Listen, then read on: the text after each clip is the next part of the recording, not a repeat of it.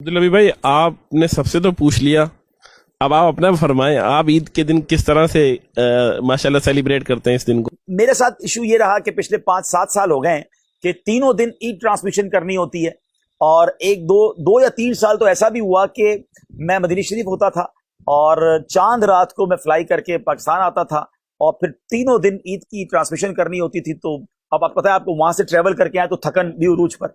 और एक बार तो ऐसा भी हुआ कि ईद के दिन मेरी फ्लाइट लेट हो गई, यहाँ ट्रांसमिशन शुरू हो गई और हम ईद की शाम को मैंने लैंड किया और आते ही फिर सीधा एयरपोर्ट से ट्रांसमिशन में शामिल हुआ। तो मेरी तो नॉर्मल ईद मदनी चैनल पर ही गुजरती है और फिर थोड़ा सा आराम करके गुजरती है। मैं इस मामले में थोड़ा सुस्त रहा हूँ कि मिला आप लोगों से नहीं मिल पाता, बराह रास्त मिल लेता हूँ।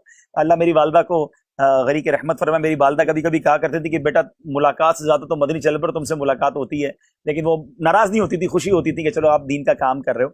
लेकिन वाकई हमें अपने रिश्तेदारों से मिलना चाहिए। तो अल्हम्दुलिल्लाह मेरी ईद तो नॉर्मल। हाँ, ये जरूर है कि ईद की नमाज पढ़ के कब्रिस्तान वालिदैन की बारगाह में हाजिरी, उसके बाद फिर मैं मदनी चैनल पर आ जाता था।